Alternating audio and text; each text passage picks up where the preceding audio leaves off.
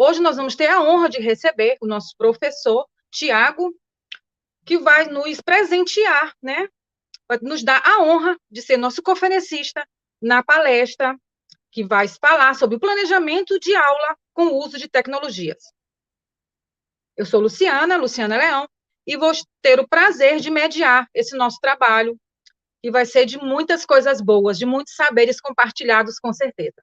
Então, o professor Tiago é doutor em educação pela Universidade Federal de Pelotas, mestre em educação em ciências e licenciado em matemática pela Universidade Federal do Rio Grande, professor adjunto do Rio Grande, da Universidade Federal do Rio Grande, líder do grupo de pesquisa Tangram, Educação, Matemática, Cultura e Tecnologia, membro do grupo de pesquisa Educação à Distância e Tecnologia, possui experiência em educação básica, ensino fundamental, ensino médio, educação de jovens e adultos, atua na formação inicial e continuada de professores, na formação de professores em brincamento entre tecnologias para o ensino de matemática, cultura digital, saberes docentes, formação profissional, engendramento coletivo singular em redes fechadas de conversão.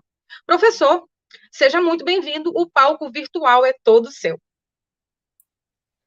Muito obrigado, Luciana. Bom dia a todos e todas. É com muita alegria que eu estou aqui hoje com vocês, né, podendo conversar um pouquinho sobre essa temática que me é tão cara, né, uma temática que me acompanha há muito tempo, né, e hoje eu poder estar conversando então um pouquinho com vocês sobre isso, tá? Eu vou compartilhar a tela aqui. Bom, então quando eu começo a conversar com pessoas que eu não conheço, né, e essas pessoas estão virtualmente conectadas a mim, né, eu gosto sempre de trazer essa citação do Maturana e do Humberto Varela, que trata sobre a questão, né, de que ele expressa que tudo que é dito por alguém, né, toda reflexão faz surgir o mundo. O que que isso significa, né?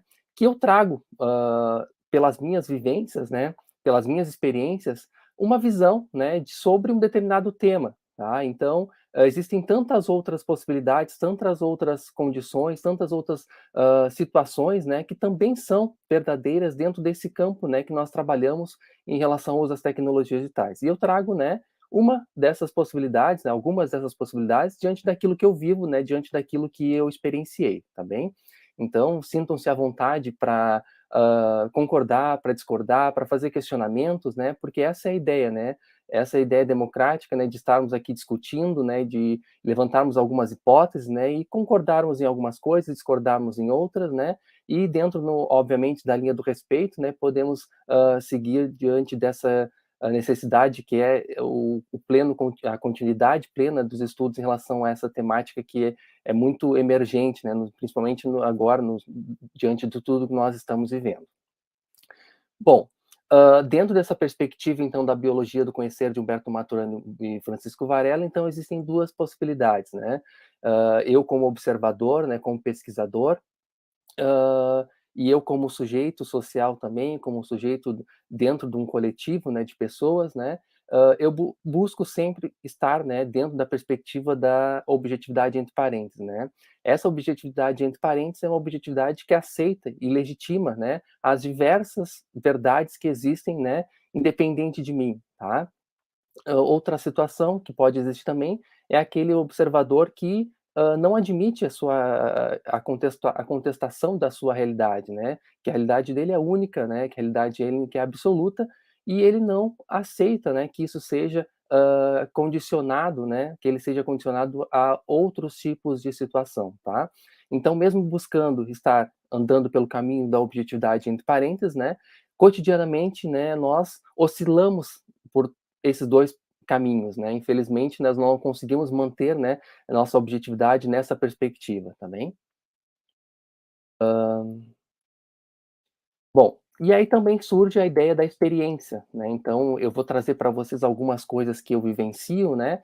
E essas coisas que eu vivencio são próprias, né? A experiência é única, a experiência é do sujeito, né? Então, eu gostaria de compartilhar com vocês, né, relatos sobre as minhas experiências e chamar vocês também para conversar sobre isso, né? Sobre as experiências de vocês, as experiências de sala de aula e também provocar, né, a reflexão sobre o que nós fazemos enquanto professores, tá? E trago justamente a questão do La Rosa, a citação do La Rosa, né, que ele diz que a experiência não é o que acontece, mas o que nos acontece.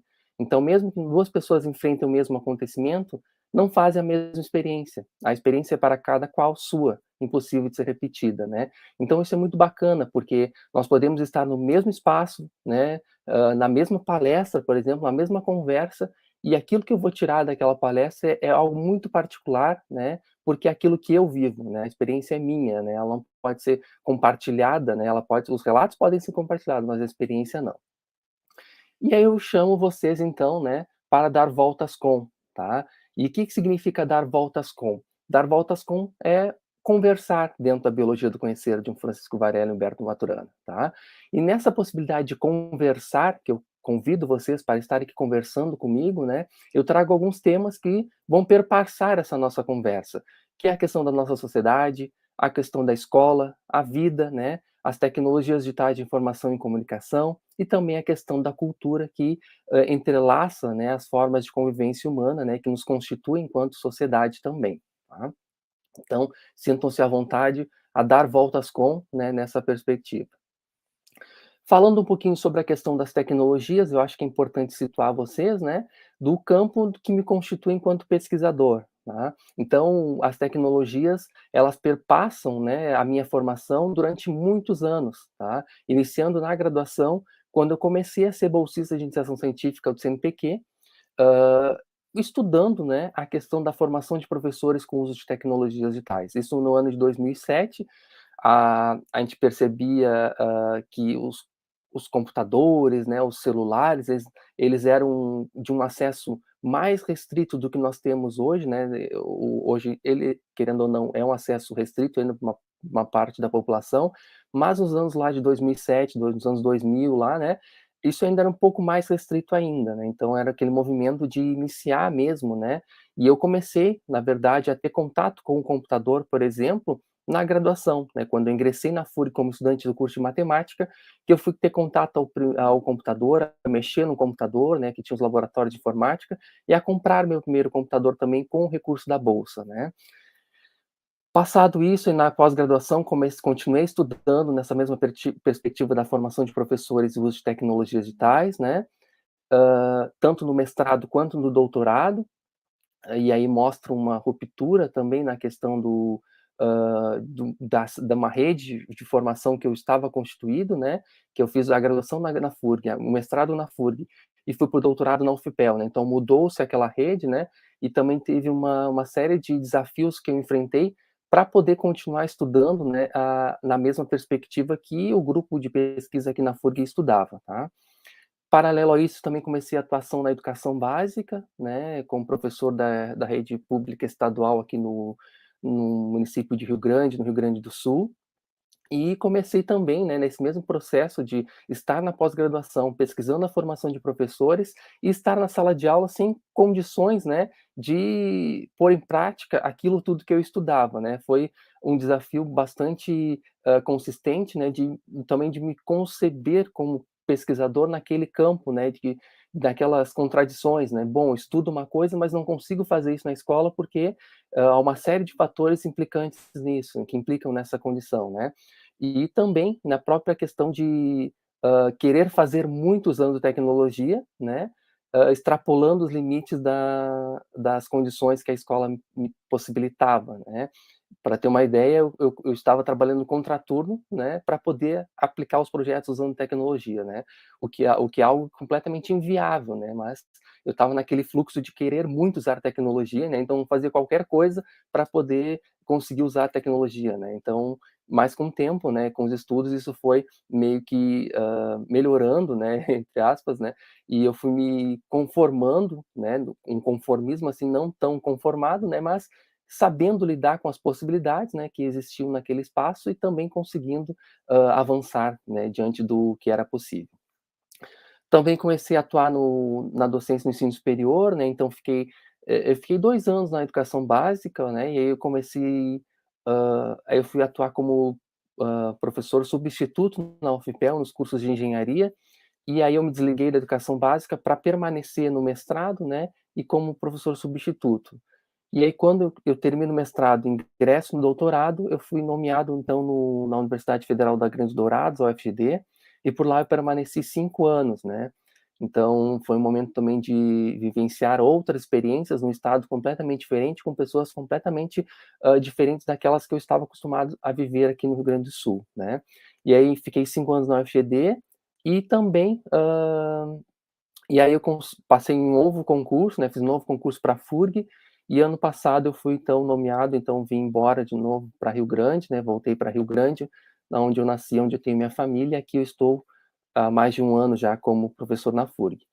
E diante dessa perspectiva também de estar na UFGD, né, nós criamos o mestrado em ensino de ciências e educação matemática, e que também oriento, né, continuei orientando estudantes lá, continuo tendo orientações lá, vou ficar por mais algum tempo, né, e esses meus orientandos, né, também trabalham nessa linha de pesquisa que é o uso das tecnologias digitais na formação de professores, tá?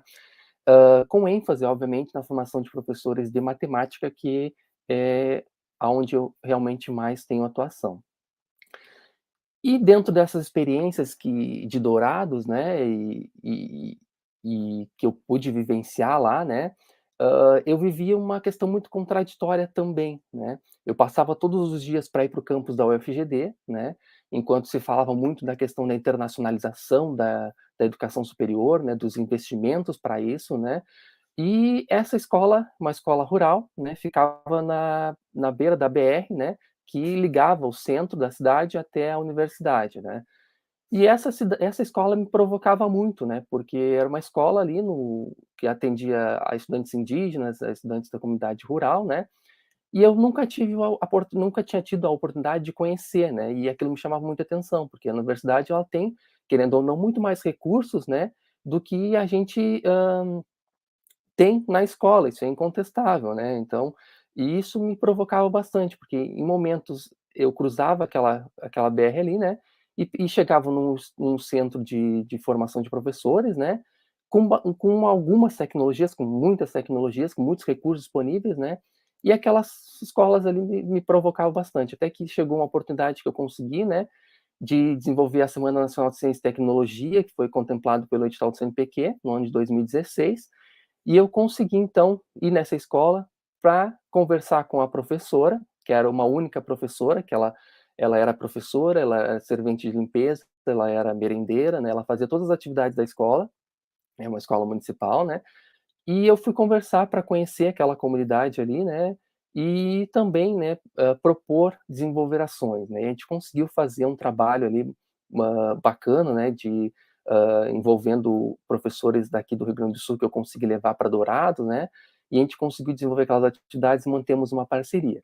E essa escola me provocou bastante, por quê? Porque é uma escola rural, né, e não tinha, se eu falar para você se não tinha computador é algo muito, comum, né, não ter computador, ok, não tem computador, é algo que a gente vivencia em grande parte das escolas do Brasil, né, mas essa escola não tinha nem livros, né, então isso me provocou ainda muito mais, né, me chamou muito mais atenção, porque não tinha um livro de literatura infantil, de literatura juvenil, né, e eu fiquei me perguntando como é que essas crianças têm acesso à literatura, né, então, a gente chegar no computador, ok, a gente está com aquela ideia, não tem computador, mas não tem livros também, né, que nos chamam muito mais atenção, né.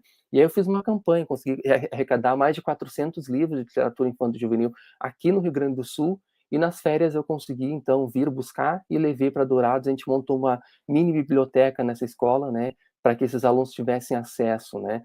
E também surge, né, como algo que a gente fica pensando, isso não é papel meu, né, isso é um dever público do poder público, né, fazer isso, né, mas também a gente ficar esperando, né, essas crianças sairiam da escola sem ter acesso, muitas vezes, né, sem ter acesso a algum tipo de literatura, tá?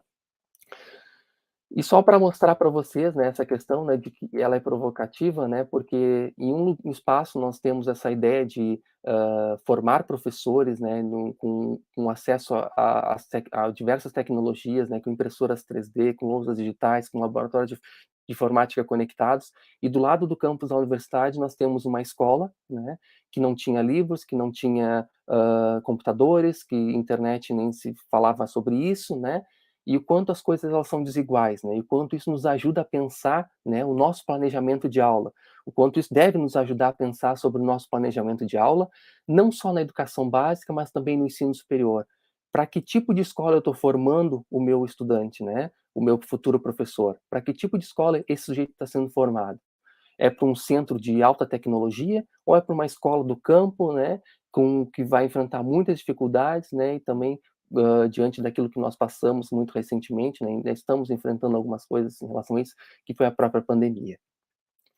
E dentro dessa perspectiva, né, eu trago a ideia, né, do planejamento de aula, tá?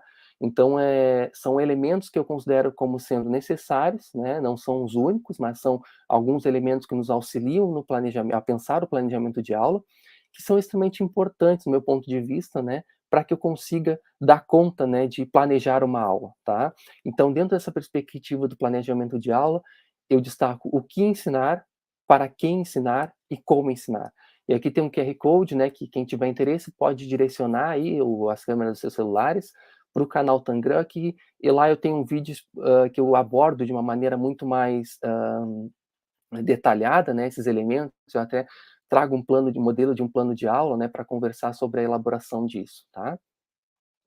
Bom, o que ensinar então, né? O que se trata sobre o quê, né? Trata sobre os próprios conteúdos. Então, eu tenho que saber o que que eu preciso ensinar, né? Então, dentro do campo da matemática, o que ensinar são os conteúdos curriculares, né? As frações, funções, conjuntos numéricos, né? Números complexos, tá? Trigonometria. Então, o que ensinar são os próprios conteúdos. Eu preciso, né, ter essa base de conteúdos que eu preciso, né, estabelecer para ensinar, tá? Estão pedindo para voltar o QR Code, né? Vou voltar aqui rapidinho para que vocês possam, então, acessar. Mas no YouTube aqui vocês também podem estar acessando, né, pelo canal Tangram. Lá tem uma série de vídeos que eu compartilhei, que eu produzi durante a pandemia, né, sobre alguns elementos que nós estávamos demandando aqui, tanto na UFGD como na minha vinda para a FURG também. Para quem ensinar, então, esse segundo questionamento, né, trata-se da observação ao perfil do público, tá? Então eu preciso compreender, né, eu preciso entender que público é esse, tá? Eu preciso saber quem são os meus alunos, eu não posso planejar alguma coisa para ninguém, né? Eu tenho que ter um perfil de pessoas que eu preciso atender, um perfil de estudantes, né? Eu preciso conhecer, tá? E para isso eu preciso identificar as particularidades dos aprendentes, né? Ou seja, conhecer as condições do acesso a informação e o próprio contexto, tá? E isso ficou muito claro na pandemia, né? A pandemia ela nos trouxe de uma maneira muito abrupta, né? A necessidade de a gente pensar sobre isso cada vez mais, né? Porque nós tínhamos, por exemplo, no nossa bolha chamada universidade, eu particularmente não imaginava que meus alunos da universidade não tinham acesso à internet. E quando chegou essa necessidade de nós trabalharmos de forma remota, foi nos trazida essa demanda de que os alunos não tinham acesso à internet, né? E aí que a gente vai se dar conta dessas situações, né? Mas como assim um aluno da universidade não tem, né? E aí a gente percebe, né, que com a pandemia, com a questão do fechamento das empresas, né, as pessoas pararam de receber, entende? Então isso é muito complexo. Deu um errinho aqui. Então isso é muito complexo, né, e nos faz entender também a possibilidade, né, as possibilidades que isso nos remetem, tá. E, como eu estava comentando, né, a questão da pandemia, né, as pessoas perderam os empregos, perderam a renda, né, e a gente fica pensando o que aquelas pessoas vão começar a cortar, né. Elas vão começar a cortar a internet, elas vão começar a cortar coisas que não são essenciais para sua vida, né. Então, a gente também tem que pensar sobre isso, tá?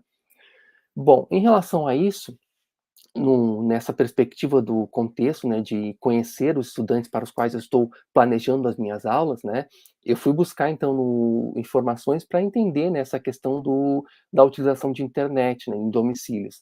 E o IBGE, né, ele nos traz dados que são bastante alarmantes em relação a isso, tá?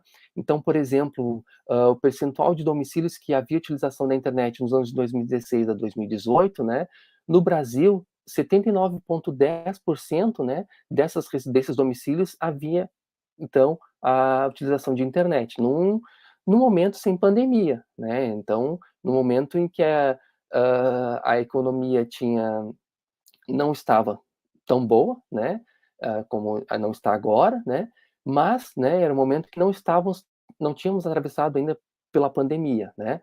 E se a gente olhar as regiões aqui, né, isso ainda é um pouco mais alarmante, né, por exemplo, no Nordeste, apenas 69,10% dos domicílios havia utilização de internet, né? E por que algumas dessas situações, dessas residências, né, desses entrevistados, né, relataram que não usavam a internet? Então, 25,4%, né, falavam sobre o valor, né, do cobrado pelo serviço de internet, que não é não é um valor barato, né, e a internet não é de qualidade também, né? E também 24,3% informaram que nenhum morador sabia usar a internet, tá? Então também nos revela, né, um pouco desse contexto dessas pessoas que foram que não podiam estar na escola, que estavam estudando em casa, né? E das condições que essas pessoas tinham para estar estudando, tá? Então isso é algo que nós precisamos levar em conta quando nós estamos planejando as nossas aulas. Claro, no ensino presencial, né, como nós já estamos retornando agora, né, isso fica um pouco mais, entre aspas, tranquilo, porque nós sabemos as condições que a escola tem, que a universidade tem, né? Mas também nós temos que pensar que não se faz somente naquele espaço da sala de aula, né? A educação ela continua, né? Os processos de ensinar, de aprender, né? Eles não se esgotam na sala de aula. Então, nós também temos que tentar, né? Idealizar esse contexto, né? Planejar esse contexto, né? Identificar esse contexto para que a gente possa estar planejando nossas aulas. E eu trago algo muito que me chamou muita atenção, né? Que é a taxa de analfabetismo entre pessoas de 15 anos ou mais de idade no ano de 2018, também pelo IBGE, tá? Então, no Brasil, nós tínhamos 6,8% de pessoas analfabetas com essa faixa de idade, tá? E aí, obviamente, né, nós também trazemos a questão das regiões aqui, né? Região Sudeste, Sul, Norte, né? E o Nordeste, ele traz 13,9%, né? Da taxa de analfabetismo com pessoas analfabetas com essa faixa etária, tá? E por que eu acho importante trazer isso, tá? É importante trazer isso porque nós mandávamos atividades, né, e quando eu falo nós, eu me incluo na categoria de professores, né, para que os estudantes fizessem em casa, tá? Se o aluno já é alfabetizado, então era algo um pouco mais tranquilo, não que fosse fácil, mas um pouco mais tranquilo. Mas se o aluno não fosse alfabetizado, ele precisava, né, do apoio dos seus pais, dos seus parentes, né, para que ele fizesse essas atividades, né. Só que o contexto dessas pessoas que estavam em casa também, né, ele é alarmante, porque se nós pensarmos se a família inteira não for alfabetizada, como é que eles iriam auxiliar os estudantes nessas atividades em casa, né.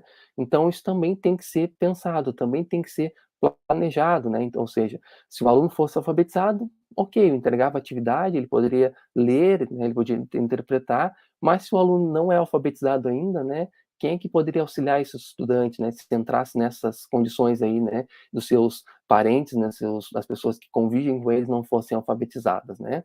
Então, no Brasil, em 2018, existiam cerca de 11,3 milhões de analfabetos, né? Isso provavelmente não tenha mudado muito, porque a gente não vê políticas públicas que incentivem, né, a volta das pessoas a estudarem, né? Dos anos 2018 até agora, eu particularmente desconheço qualquer programa governamental, né, que tenha sido difundido de uma maneira ampla, assim, né, para incentivar essas pessoas a voltarem às escolas, né, a serem alfabetizadas, tá? Bom, e também, né, com a própria relação, né, quando nós estamos enviando atividades para os alunos fazerem em casa, né, ou como nós estamos pedindo que os pais ajudem os estudantes a fazer as atividades de casa, né, nós também trazemos o nível de instrução, né, de pessoas com 25 anos de idade ou mais no Brasil, né, e 33,1% dessas pessoas possuem fundamental, não possuem, né, fundamental completo, né, elas não têm o ensino fundamental completo, né, e aí trago outros dados do ensino superior, né, o médio completo, né, e também da condição dessas pessoas que estavam, né, atendendo os seus parentes em casa, os estudantes que estavam em casa, né, nessa perspectiva. Bom, e aí também surge, né, a necessidade da gente pensar, né, tudo isso que eu estou falando, gente, é nessa ideia de despertar, né, a questão de compreender a realidade do estudante para o qual estou planejando, tá? E eu trago essas 2 imagens aqui também que corroboram com isso, tá?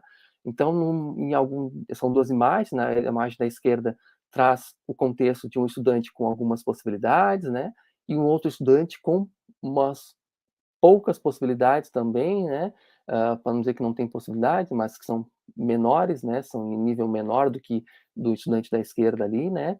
Também na imagem amarela, com fundo amarelo aqui, né, as condições também que nós temos que pensar que alguns sujeitos têm muitas condições, outras não têm tantas condições, outros não têm nenhuma condição, né, de estar desenvolvendo atividades, tá. Então isso também é óbvio que é no contexto pandêmico, né, que essas imagens foram difundidas de uma maneira mais enfática, mas também servem para quando nós atribuímos atividades para o estudante fazer em casa, né? Nós estamos no ensino presencial, nós planejamos a nossa aula para a aula presencial, mas nós também delegamos atividades para que eles façam, né, como atividade em casa, né? Então, quais são as condições que esse estudante tem para fazer, né, essas atividades que são orientadas para serem feitas em casa, né? E o terceiro questionamento, né, que nos ajuda também a pensar a questão do planejamento de aula, tá, é o como ensinar, tá. E nessa perspectiva de como ensinar, então que nós estabelecemos as estratégias de ensino, nós definimos as metodologias e também os recursos para ensinar. E aqui entram a questão das tecnologias, né. Aqui entra os recursos que eu tenho disponível, né, os recursos que eu vou utilizar, atrelados, né, acoplados aos recursos metodológicos, né, para que eu possa, então, planejar minha sala de aula. Esses 3 questionamentos, eles não são hierárquicos, né, eles não são eu não penso em uma coisa de cada vez, né. Esses 3 questionamentos, eles estão imbricados uns nos outros, né, então, são coisas, são elementos, né, que nos fazem, planejar nossas aulas, mas eu não posso pensar, por exemplo, como ensinar, primeiro do que ensinar, né, eu não posso, por exemplo, dizer: "Ah, vou usar o GeoGebra". Aí, mas para que eu vou usar o GeoGebra? Para ensinar funções? Não, né, eu acho que a gente tem que pensar nessas coisas como um todo, né, de uma forma, como eu comentei, imbricada, né, com essas coisas, esses 3 questionamentos, eles têm que estar atrelados uns aos outros para que o planejamento seja um planejamento coerente e fluido, tá. Bom, nesses recursos para o ensino, né, surge a ideia do contexto do aluno e a partir do contexto do aluno, existem possibilidades síncronas e assíncronas, né. Então a questão do síncrono, né, como aquilo que acontece simultaneamente, as assíncronas aquilo que ainda acontece de forma simultânea, tá. Então são, recursos que nós podemos pensar, né, na utilização para o planejamento de nossas aulas. E aí surgem, né, uma infinidade de recursos que, de tecnologias, né, digitais ou não digitais, que podem ser, né, utilizadas para o nosso planejamento. Obviamente, dependendo das condições que eu tenha para que isso seja desenvolvido, tá? Eu gosto muito dessa árvore, dessa imagem com essa árvore, que são diversas tecnologias aqui, né, tem o esquadro, o notebook, né, o clips, o relógio, né, são várias tecnologias o livro, né, por exemplo, são várias tecnologias que, né, podem, né, de acordo com as metodologias que eu utilize, potencializar, né, a minha aula, tá. Então, é pensar, né, a reflexão sobre a compreender, bom, eu não tenho uma impressora 3D, né, na minha sala de aula, mas eu tenho, por exemplo, um mimeógrafo, então o que que eu posso fazer com esse mimeógrafo, né? Não que eu vá me contentar com esse mimeógrafo, né, que eu posso realmente buscar e reclamar e demandar isso, né, de ter uma tecnologia mais avançada na minha sala de aula, né, mas também eu preciso trabalhar com aquilo que eu tenho, né, então é encontrar possibilidades diante daquilo que eu tenho para que eu possa desenvolver minha sala de aula. Bom, tenho calculadora, os alunos têm calculadora, né, o, o esquadro, né? Então posso usar o esquadro. Então são vários recursos, né, que eu posso estar utilizando, né, que dependendo da condição que eu tenha, né, que a escola ofereça, né, que isso pode estar sendo utilizado. E aí mais uma imagem que nos provoca sobre isso, né, aquela ideia, né, da quantidade de recursos, né, que alguns espaços têm, né, que algumas pessoas têm condições, né, e que em outro momento, né, em outras situações, em outras perspectivas, isso não é bem assim que acontece, né. Para falar a verdade, eu penso que na maioria das vezes, né, a imagem da bateria acabando ali é o que mais acontece na vida de muitas pessoas, né esse contexto com multi-equipamentos aí, com diversos recursos, assim, é algo muito tópico dentro do nosso cenário educacional brasileiro, principalmente falando nas escolas, né, principalmente nas escolas que eu visitei, tá, nas que eu atuei, nas que eu visito ainda enquanto orientador de estágios supervisionados curso de licenciatura em matemática aqui da FURG, tá? Obviamente, né, que pensando sobre isso, né, as tecnologias digitais, elas trazem, né, possibilidades que algumas outras tecnologias não permitem, né? Então, o avanço do mundo digital, né, a multiplicidade de possibilidades que o smartphone, por exemplo, pode nos apresentar, tá? E diante desse avanço, né, nós vivemos uma sociedade que ela modifica a cada instante, né? As tecnologias, elas chegam, elas começam a fazer parte das nossas vidas, né? E eu gosto muito de comentar, por exemplo, que hoje em dia eu não consigo mais olhar para uma fila de lotérica, né? Eu vejo muitas pessoas naquela fila de lotérica e eu sei entender por que as pessoas não utilizam o aplicativo de banco, né, para poder pagar, né, suas contas, né? E aí eu também começo a entender isso, obviamente, né, que as pessoas, algumas têm receio de utilizar, né, algumas não vivem esse fluxo tão intenso do uso de tecnologias digitais, né? Então cada um tem a sua condição, né? Eu, particularmente, não consigo mais viver numa fila de lotérica, né? Mas para algumas pessoas a necessidade da impressão do comprovante ainda é muito forte, né? A necessidade de pagar com dinheiro ali, né, no caixa para ter aquela certeza, né, que realmente a conta está sendo paga, né? Mas, né, são coisas que nós vamos vivendo, né, ao longo da nossa vida, tá? E diante dessas multiplicidade de possibilidades, né, que as tecnologias nos trazem, né, nós como professores, né, temos que entender o que manter, né, o que eu vou alterar no meu planejamento, né, o que eu vou adotar enquanto recurso ou quanto estratégia metodológica para que eu possa desenvolver então minha aula. E aí eu questiono vocês, né, de uma hora para outra as tecnologias chegaram nas escolas, né, porque isso foi uma das falas que eu escutei muito, né, quando nós estávamos nesse momento de pandemia, né. "Ah, as tecnologias chegaram, agora eu vou precisar usar o Meet, agora eu vou precisar usar o Google Classroom, agora eu vou precisar usar o Moodle", né. Mas muitos desses recursos já estavam ali, né. Nós que não precisávamos utilizar, ou não sentíamos a necessidade de utilizar, com toda a razão, né, não tiro a razão de quem acredite que não precisar de tecnologia em sala de aula, né, isso é algo muito particular. Se eu entendo que a tecnologia é algo importante, eu vou utilizar. Se eu não entendo que a tecnologia é algo importante, né, é até melhor que eu não utilize para que eu não use de qualquer maneira, né, como muitas vezes aí nós vemos, né, em várias situações, tá. Mas as tecnologias chegaram na escola de uma hora para outra, né, e eu trago essa pequena linha do tempo aqui, né, hã, que nos faz pensar um pouquinho, né, sobre essa questão da evolução, entre aspas, das tecnologias, pensando na sala de aula, tá. Então nós temos lá em 1950 o Skinner, né, trazendo a ideia da máquina de ensinar, né, o Papert, né, com nos anos 60 com a ideia da inteligência artificial, os processos cognitivos, né, as tecnologias educacionais.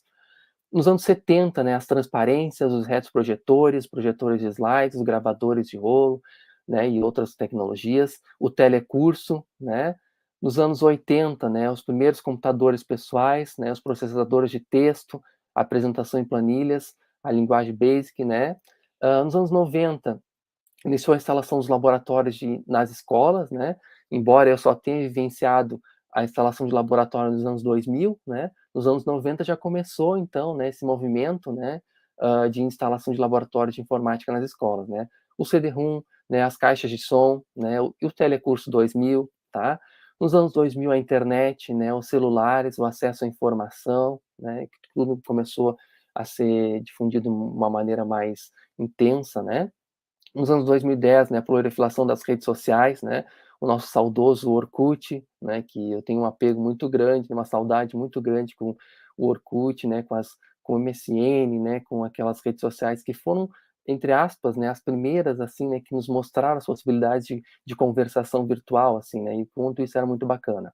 Chegamos nos anos 2020 lá com a ideia do ensino remoto, né, então, mas já vivenciando muitas coisas, né, com o uso de tecnologias, muitas possibilidades nas nossas vidas, seja na formação inicial ou continuada, né, seja nos pequenos avanços com a chegada dos laboratórios de informática nas escolas, com as louças digitais, né, com a mudança do quadro verde para o quadro branco, né, com os projetores. Então nós vivenciamos muitas coisas, né. E claro, o ensino remoto ele trouxe outras, né, tantas necessidades, né, e também outras tantas tecnologias, né, que foram utilizadas de uma maneira mais intensa, como o Google Classroom, né, e o Meet, né, que vieram para nos como ferramentas, né, que nos auxiliaram no desenvolvimento das nossas ações, né, durante o ensino remoto. E diante disso, né, eu gosto muito de trazer a ideia de possibilidades, né, não como modelos, né, e longe de mim trazer modelos para alguma coisa, né, mas como possibilidades que eu penso que seja viável fazer, né, diante, obviamente, de um contexto de alunos que eu idealizei, tá? Então, isso tudo serve como uma possibilidade do pensamento, né, sobre a minha sala de aula, né, ou seja, o que que eu posso fazer, né, com a condição que eu tenho, né, com a condição que os meus alunos têm de estarem acompanhando isso, tá? Bom, diante disso eu trago um aplicativo que eu gosto bastante, né, de trabalhar com os meus estudantes, tanto na graduação, né, e na época da educação básica eu não trabalhava com isso, né, mas agora eu consigo trabalhar com os estudantes da graduação e também com os projetos que eu desenvolvo de extensão nas escolas, né. E o Home Planner é um aplicativo, né, que ele é gratuito, então isso é muito importante, né. Eu gosto muito de utilizar aplicativos que são gratuitos, tá. Eu não gosto de utilizar não eu as minhas pesquisas praticamente eu não utilizo, né, softwares ou aplicativos que sejam de domínio privado que tem que pagar a licença, tá? Porque eu sei que as pesquisas que eu desenvolvo são para pensar a sala de aula de educação básica, e a sala de aula de educação básica não tem recurso para isso. Então, eu busco sempre trazer aplicativos e softwares que sejam livres, né, para que eu possa, então, estar utilizando, tá? Então, por muito tempo eu utilizava a construção de maquetes em sala de aula, né? As maquetes com isopor, né, que é um material altamente, danoso ao meio ambiente, né, e por muito tempo aquilo foi utilizado por mim, né, e eu utilizei muitas vezes até que eu comecei a me dar conta, né, de que existia, né, possibilidades que pudessem, né, de ser, de uma maneira ecologicamente correta, né, e também, né, evitar gastos, né, porque também a gente faz com que o aluno comprasse isopor, comprasse tinta, comprasse várias coisas, né, que não tem necessidade, tá. Então o Room Planner ele permite, né, que a gente monte, por exemplo, a planta baixa de um nesse caso aqui é um apartamento, né, montei a planta baixa de um apartamento, né, e ele permite que a gente possa então calcular as medidas ali, né, determinar as aberturas, né, e também permite que a gente faça da planta baixa a planta alta, né, então a gente também tem como manipular isso. O aluno pode fazer a planta baixa e depois, projetar a planta alta, né, e aí começa a inserir móveis, né, começa a planejar aquele espaço, né, começa a poder uma série de possibilidades, principalmente para trabalhar matemática, né, que é o meu campo de atuação, ensino de matemática, né. Então aqui nós podemos trabalhar aquela questão do piso, né, a metragem, né, a questão da tinta nas paredes, as aberturas, a descontar aquela abertura ali para que a tinta não obviamente que eu não vou usar tinta na onde tem uma porta, né. Então a planejar essas questões, assim, né, que são reais, da vida real, né. Ou seja, o aluno pode planejar aquilo ali também investigando, né. E aí também traz essa questão dos encartes aqui das lojas de materiais de construção, né. Bom, quero botar o piso, então montei a planta baixa, né, tem a planta alta, quero calcular quanto eu preciso de piso, né, e aí vou no encarte de uma loja de materiais de construção ali, pode ser digital, né, ou pode ser no aquele jornalzinho que nós pegamos nas lojas, né, e aí ele tem os preços, né, então o aluno pode, contextualizar isso, né. Então eu ensino matemática com uma matemática real mesmo, né, uma matemática que vá fazer com que o aluno compreenda o que que significa o metro quadrado de piso, né, o que que significa comprar tinta, né, o galão de tinta, né, para quanto eu vou precisar para que aquela tinta cubra a parede, né, então isso tudo é uma possibilidade, né, de ter, né, condições viáveis, né, e reais da vida real, da vida cotidiana dessas crianças, né, então de fazer realmente a matemática de uma maneira mais coerente, tá. Então, por exemplo, aqui, ó, outro projeto que eu fiz, né, o projeto do meu laboratório, né, e eu consegui, né, então projetar ele, né, identificar as medidas, né, se eu botar uma mesa de tal tamanho aqui, né, se eu botar um armário aqui, será que vai caber o espaçamento, né, então isso são coisas reais, tá. E aqui eu também projetei o meu laboratório, né, então, aqui uma planta baixa, né, que na planta alta, né, então o laboratório foi planejado de saber colocar os móveis em um determinado lugar, né, de entender, bom, vou numa loja, compro um sofá, né, mas eu não sei se o sofá vai caber na minha casa, então existe um planejamento para isso, né, existe uma forma de medir, né, de entender, de projetar aquele espaço ali, né, de uma maneira que a gente possa compreender, tá? E de que vá na loja, compre, né, e que esse sofá passe, por exemplo, pela porta, né, que é algumas coisas também que a gente tem que ter essa noção, né. E a matemática em sala de aula é isso, né, é mostrar possibilidades para que a gente possa, né, fazer da matemática de sala de aula uma matemática real, uma matemática da vida cotidiana, né.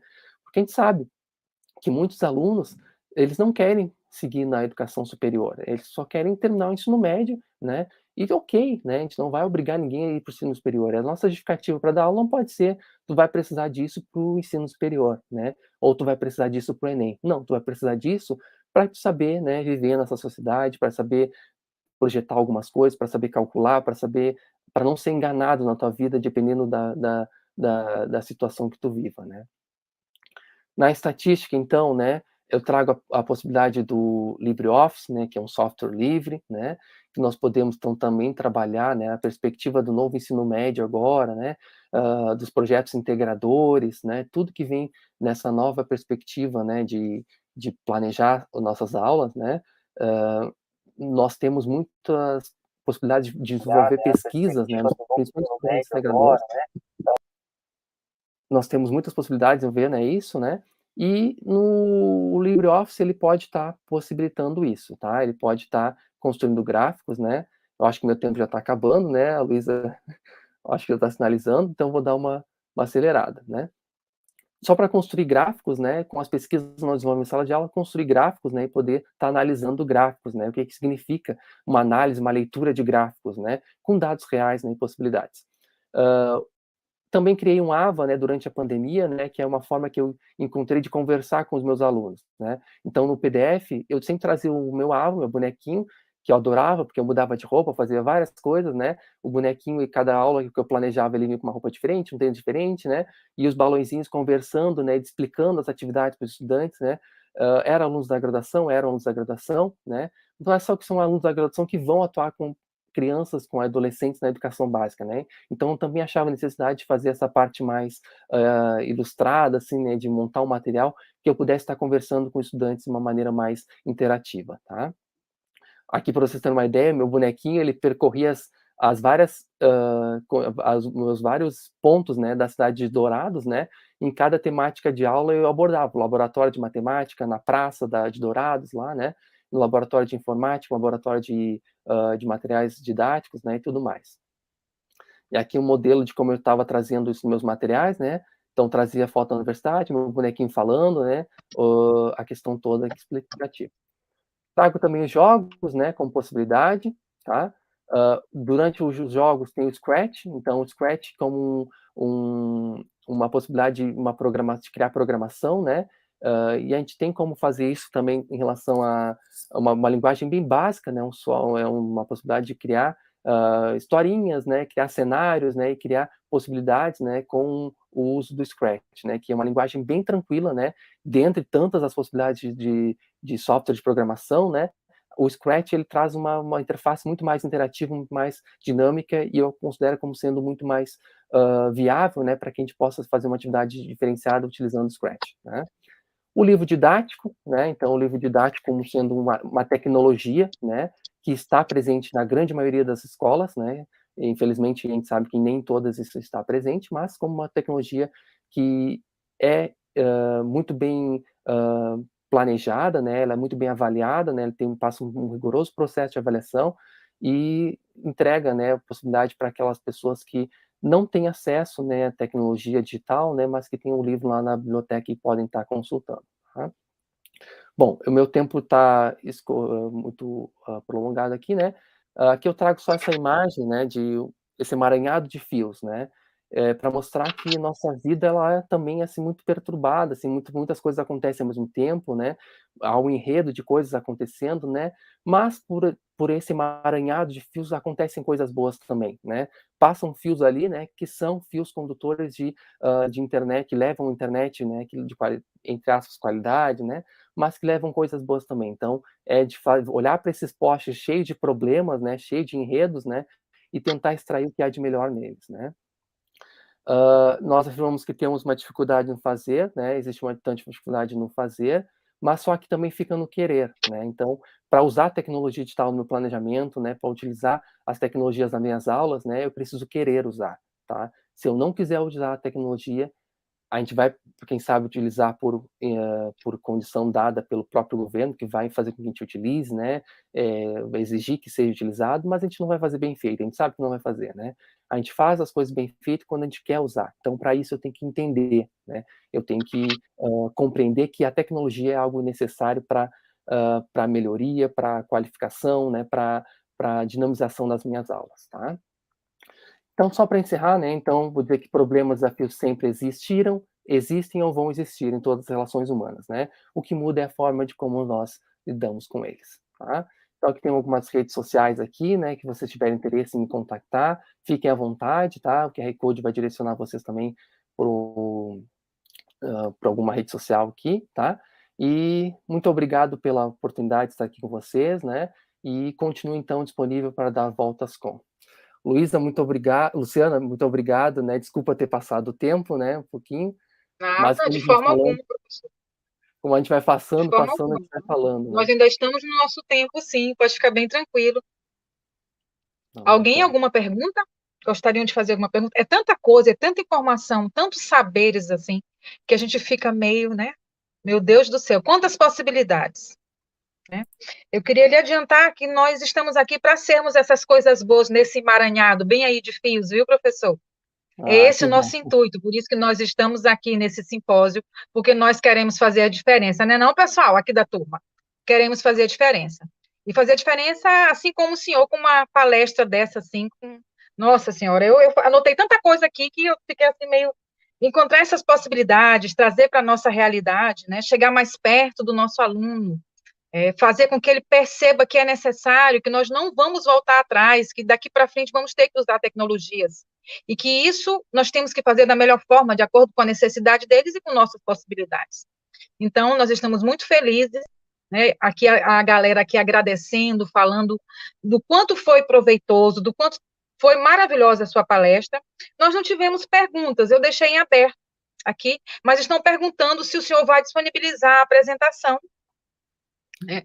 E estão Eu dando posso. muitos parabéns aí para a apresentação, porque foi realmente algo de muita valia para todos nós. Eu me coloco como pedagoga também, me coloco como professora, e que sou também apaixonada por educação, né? Porque educação é isso, é tentar Sim, ser essa coisa boa aí nesse emaranhado de fios, né? Fazer a diferença. Muito exatamente. obrigada, viu, professor? É excelente. Então, só para comentar que temos uma pergunta aqui do professor Márcio, está na tela. O professor Deixa eu ver Márcio, aqui. né? Ele comenta assim, ó, como promover a integração de tecnologias na educação básica, tendo como Cadê? principal empecilho a falta desses equipamentos, onde o cenário real Assim, dificulta já essa coloquei. integração. Então, professor Márcio, né, é uma questão complexa, não é algo que seja tranquilo, né, de a gente pensar sobre isso, não. Mas o que eu sempre busquei, né, enquanto professor de educação básica, né, e agora enquanto formador de professores para a educação básica? Nós temos que trabalhar com aquilo que nós temos, tá? Então, Exato. por diversas vezes, né, nós queremos ter muitas coisas. Nós queremos ter uma impressora 3D, nós queremos ter um software de última geração, né, um computador com...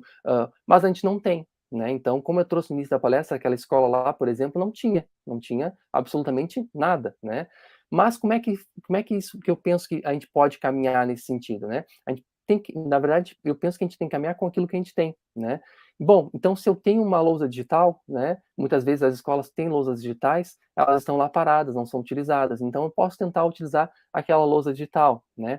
Bom, tem um computador que não é um computador para todo mundo. No laboratório, geralmente tem uns 20 computadores e eu tenho uma turma de 30, 40, né? Então, como é que eu posso dinamizar essa Uhum. aula? Ou seja, tem que planejar minha aula de acordo com aquilo que eu tenho, né?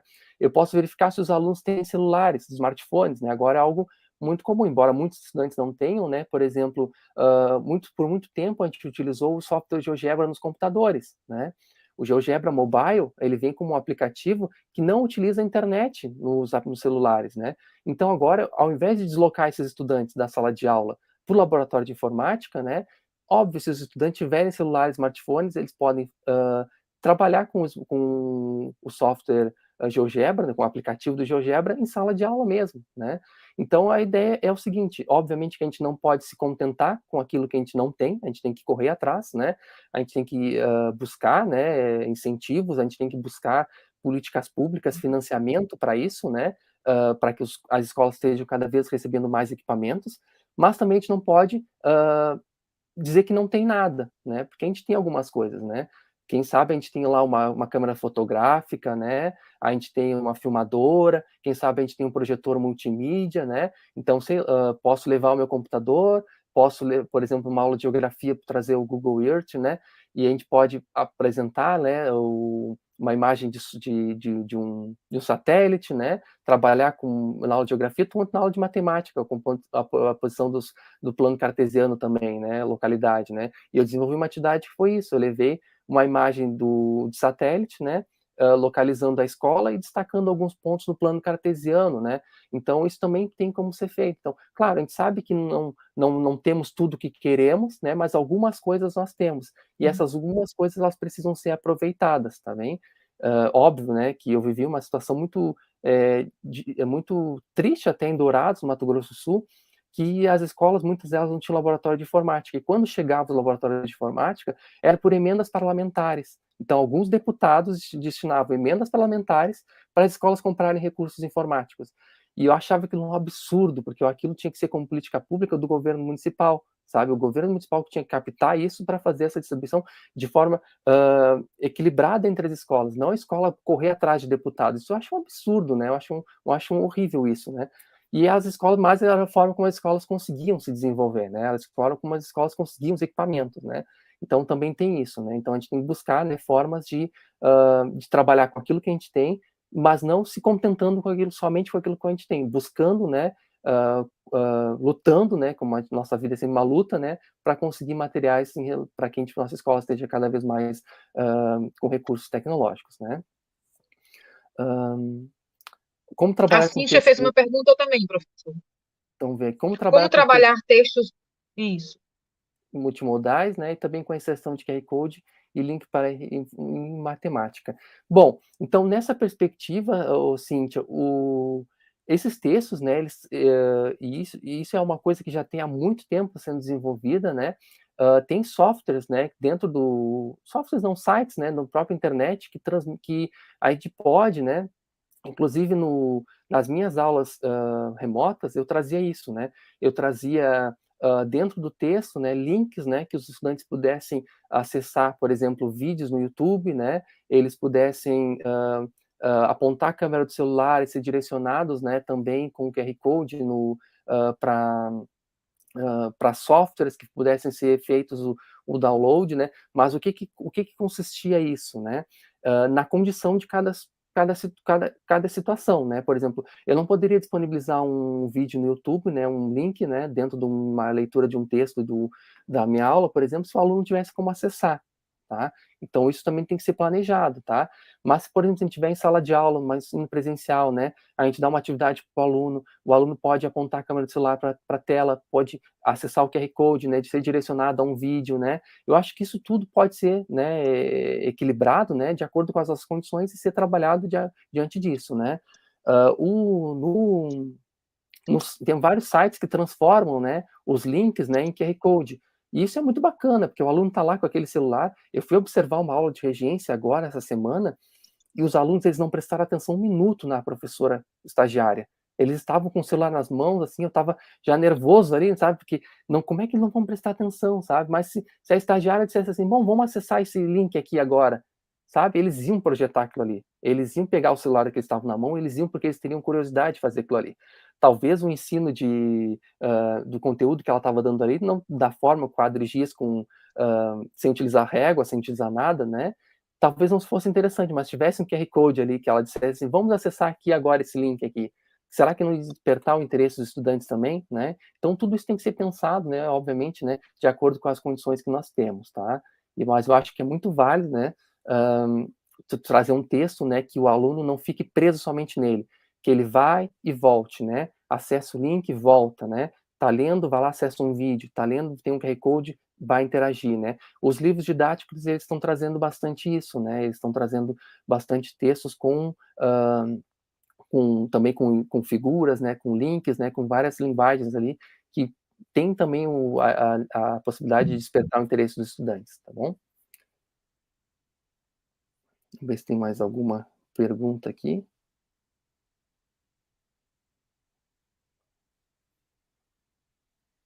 Acho que não temos, né, Só Luciano? agradecimentos mesmo, professor, elogios, né, pela excelente palestra. E nós do simpósio também lhe agradecemos demais a participação, o aceite do convite. Do processo. Eu acho que a educação é isso também, a gente se sentir parte desse processo e sentir que a gente também tem condição de fazer, né? Com poucos recursos, com dificuldades, mas temos condições sim de fazer. Muito Exatamente. obrigada. Queria agradecer, então, a ti, né, ao professor João, né, pelo convite, né, por estar possibilitando essa conversa nessa manhã que aqui está nublada, né, aqui no Rio Grande do Sul está meio nublado, está meio friozinho, né, mas está aquecido por essas contribuições todas que vocês têm aqui nos comentários, aqui, né, os agradecimentos e tudo mais, né. Um prazer estar com vocês, né. Fico disponível ainda para quem tiver dúvidas, quem quiser conversar, né, quem quiser dar voltas né, as redes sociais estão abertas aí, né, Uhum. os e-mails, né, é um prazer estar conversando, continuando essa conversa com vocês, tá bom? Muito obrigado, né, e um bom evento para todos vocês aí.